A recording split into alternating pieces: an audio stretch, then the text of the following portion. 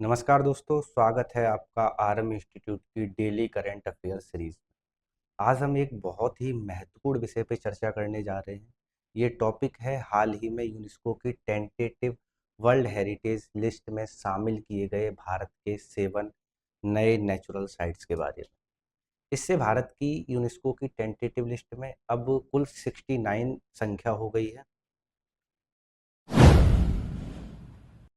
अब हम सबसे पहले समझ लेते हैं टेंटेटिव लिस्ट होती क्या है। यूनेस्को की किसी भी वर्ल्ड हेरिटेज साइट बनने से पहले इस साइट का इस टेंटेटिव लिस्ट में होना जरूरी है। इसे आप एक तरह का वेटिंग रूम या एंट्री गेट कह सकते हैं। वर्तमान में भारत की जो टेंटेटिव लिस्ट में 69 साइट्स हैं, इनमें से 49 कल्चरल, 70 नेचुरल और 3 मिक्स्ड साइट हैं। इसलिए एग्जाम के पॉइंट ऑफ व्यू के लिए यह याद रखना बहुत ही जरूरी है कि टेंटेटिव लिस्ट एक मैंडेटरी प्री रिक्वेस्ट है। अब आइए जान लेते हैं उन नए 7 नेचुरल साइट्स के बारे में जिन्हें अभी अभी टेंटेटिव वर्ल्ड हेरिटेज लिस्ट में शामिल किया गया है। फर्स्ट है डेक्कन ट्रैप, जो कि महाराष्ट्र के पंचगनी और महाबलेश्वर में है। यह वर्ल्ड के सबसे बड़े और सबसे संरक्षित लावा फ्लोज में से एक है। लगभग 66 मिलियन ईयर्स पुराने ये जो डेक्कन ट्रैप्स हैं, उस समय बने जब बहुत बड़े पैमाने पर वॉल्केनिक इरप्शन हुए थे। माना जाता है कि इन वॉल्केनिक इरप्शंस का संबंध डायनासोर के एक्सटेंशन से भी रहा है। ये जो स्थल है, ये कोयना वाइल्ड लाइफ सेंचुरी के अंदर स्थित है। सेकंड है कर्नाटक का saint Mary island. Saint Mary islands अपने हेक्सागोनल बेसाल्ट कॉलम्स के लिए विश्व प्रसिद्ध है। ये लगभग 85 मिलियन ईयर्स पुराने हैं और यह एक तरीके का एविडेंस है कि भारत कभी गोंडवाना लैंड का हिस्सा हुआ करता था। इन्हें नेचुरल ज्योग्राफिकल मूवमेंट्स भी कहा जाता है। नेक्स्ट, थर्ड है मेघालय में स्थित मेघालय केव। ये मेघालय में स्थित भारत की सबसे लंबी केव सिस्टम है, जिनकी कुल लंबाई लगभग 100 किलोमीटर से ज़्यादा है। यहाँ की मावलुआ केव को यूनेस्को ने ग्लोबल स्ट्रेटिग्राफिक पॉइंट्स यानी GSSP घोषित किया है, जो मेघालयन एज को दर्शाता है। इन गुफाओं की विशेषता है स्टेलेक्टाइट, स्टेलिगमाइट और अंडरग्राउंड रिवर्स। नेक्स्ट फोर्थ है नागालैंड में स्थित नागा हिल ऑफ्यूलाइट। नागा हिल ऑफ्यूलाइट में हमें ओशियन क्रस्ट के ऐसे फ्रेगमेंट्स मिलते हैं जो टेक्टोनिक एक्टिविटीज की वजह से सतह पर आ गए। ये स्थल मिनरल्स जैसे क्रोमाइट, निकेल और प्लेटिनियम के लिए जाने जाते हैं। ग्लोबल स्केल पर ऐसे ऑफ्यूलाइट बहुत रेयर है।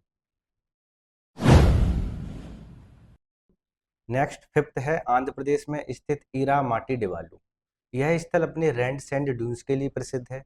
ये ड्यून्स लगभग 12,000 ईयर्स पुराने हैं and they are formed by wind and sea level changes. इन्हें जियो हेरिटेज साइट भी घोषित किया गया है।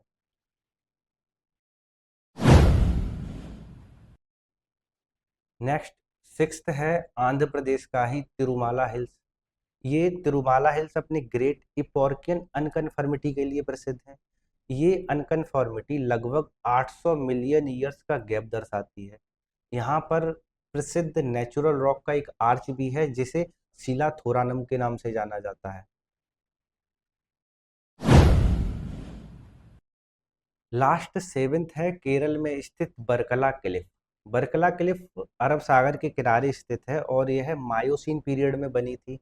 इन क्लिफ्स की एक अनोखी विशेषता है समुद्र की ओर चट्टानों से निकलने वाले फ्रेश वाटर स्प्रिंग्स। इन्हें बरकला फॉर्मेशन भी कहा जाता है।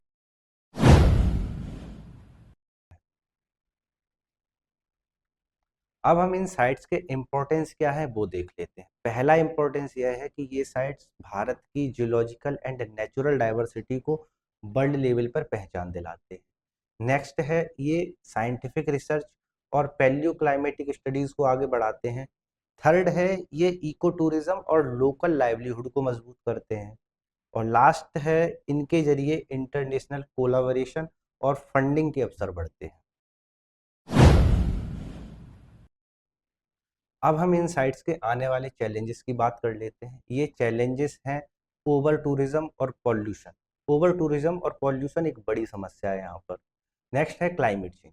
क्लाइमेट चेंज से कोस्टल इरोजन और सी लेवल राइज को खतरा बढ़ रहा है। थर्ड है इलीगल माइनिंग और अर्बनाइजेशन, ये कंजर्वेशन में बाधा डाल रहे हैं।